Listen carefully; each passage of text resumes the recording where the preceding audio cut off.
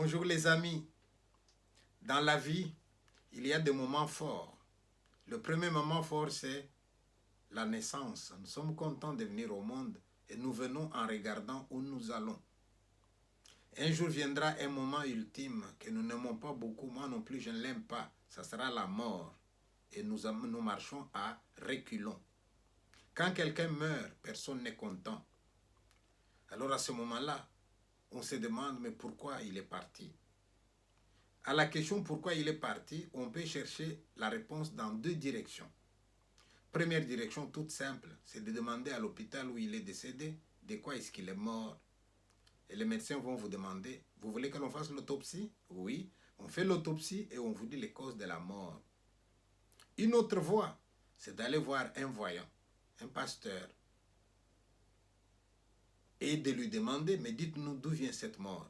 Celui-là, il va chercher dans le surnaturel. Il va chercher les sorciers. Les sorciers, c'est celui qui va être accusé d'avoir provoqué la mort. Mais l'inganga, ou le voyant, il a ses méthodes. Et la méthode dont je voudrais vous parler aujourd'hui, ça s'appelle l'ondola ou cercueil volant. Donc, l'ondola, cercueil volant, c'est une méthode de divination dont j'ai été témoin dans la province du Katanga en RD Congo. Il n'y a pas qu'au Katanga, j'ai appris qu'en Côte d'Ivoire, cette histoire-là se produit aussi, à l'Équateur aussi. En quoi est-ce que cela consiste? On a le cadavre qu'on a déjà lavé, qu'on a préparé, mais avant qu'on le mette dans le cercueil, on fait appel à un féticheur. Le féticheur arrive. Il va demander à tout le monde de sortir. Il va faire des scarifications sur les cadavres. Il va lui introduire une poudre quelconque. Cette poudre-là est faite de quoi? Eh bien, d'un mélange du nez d'un chien, du bec d'un coq et d'une fleur humide. On a séché tout ça, on a fait une poudre et c'est ça qu'il va inciser et il met dans le corps du cadavre. Avec quelle signification? La fleur dont je parle, c'est une fleur qui a la particularité d'être très humide. Or, l'eau est symbole de la vie. Un peu comme si on redonnait un tout petit peu de vie au cadavre, ce qu'il lui faut pour s'élever et nous montrer qu'il l'a tué. Il y a le bec d'un coq, parce que le coq picore les graines de maïs, une à une. Donc lui aussi, celui qui est mort, eh bien, un à un, il va désigner qui est dans le complot de sa mort. Et le chien, c'est parce que le chien a du flair. Donc vous avez vous cacher, si vous êtes sorcier, vous pouvez vous cacher où vous voulez, mais grâce au flair du chien, on va vous retrouver. Et une fois qu'il a fait l'opération, il vous dit, ok, c'est fini, vous pouvez l'amener au cimetière.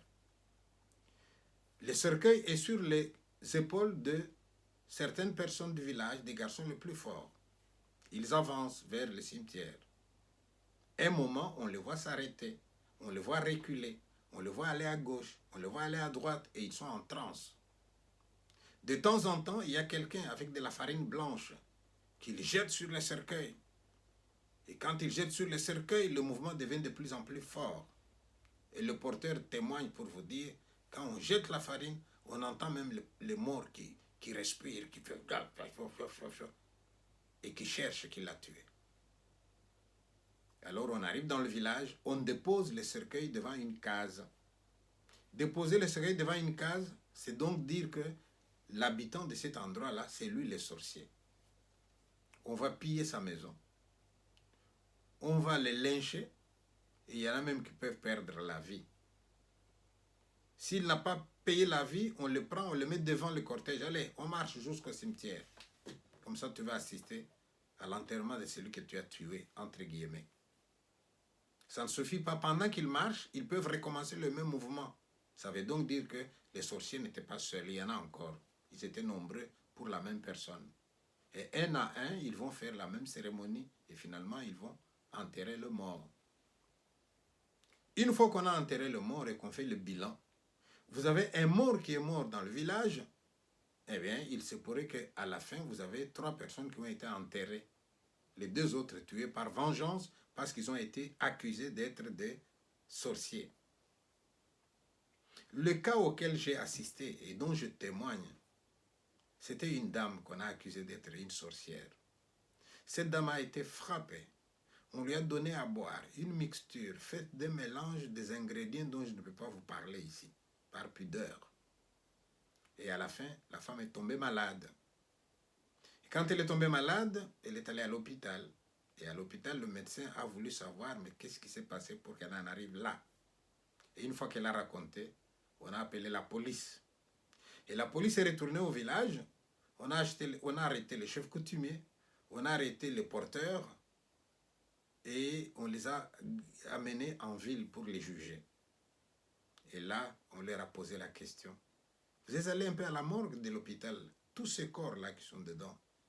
Et si au nom de chaque corps, on devrait tuer 2 personnes, on devrait faire ce que vous faites là. À quoi on va arriver?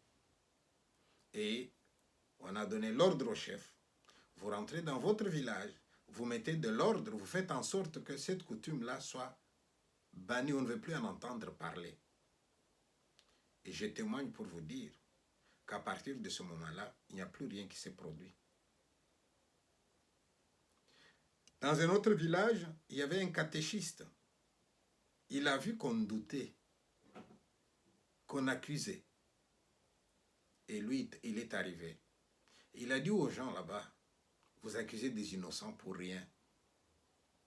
Ces morts que vous trimballez, ce sont les porteurs. Mettez un peu le cercueil par terre et laissez le cercueil voler de lui-même. Vous le mettez sur les épaules des gens qui sont du village, qui savent qui est qui et qui profitent d'une occasion comme celui-là pour régler des comptes avec leurs ennemis, entre guillemets. Et ce catéchiste-là a dit, je vais vous prouver que votre histoire ici n'est pas vraie. C'était le cercueil d'un enfant. Et bien, il l'a pris. Il a marché tout droit jusqu'au cimetière. Et il leur a dit, mais dites aux morts qu'ils montrent les sorciers. Et il a marché jusqu'au cimetière. Mais dans le milieu coutumier, il y a une explication à tout. Mais si lui a marché avec le corps jusqu'au cimetière, c'est qu'il a un fétiche. Mais au moins, une chose est certaine, à partir du moment où l'État a dit au chef, si jamais on entend encore parler de cette histoire-là, c'est vous qu'on va arrêter. Et lui, il a donné des ordres et l'affaire est terminée. Pourquoi aussi? Parce que si vous avez un village où vous n'avez que 200 personnes, et que dès qu'il y a quelqu'un qui meurt, vous accusez un sorcier, vous en attrapez 3, vous tuez, il y en a même qui vont fuir le village pour ne pas être accusés, mais à la fin, les villages vont se vider. Et le chef va comprendre ça. Et cette histoire va s'arrêter. Conclusion. Ce qui est vrai est général. Ce qui est vrai est universel.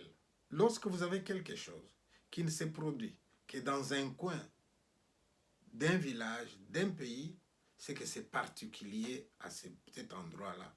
C'est culturel. Ce n'est pas une vérité qu'on peut généraliser. Donc cette méthode de divination-là, elle est là pour faire du mal. Et moi, je suis de ceux qui pensent qu'il n'y a rien de vrai dans cette histoire-là. C'est une coutume que les gens ont fait pour se protéger et qu'il ne faut pas garder aujourd'hui. Voilà, c'est mon point de vue. Vous pouvez avoir votre point de vue, donnez-nous vos avis. Ciao, à la prochaine. N'oubliez pas de vous abonner et surtout de partager. Merci beaucoup.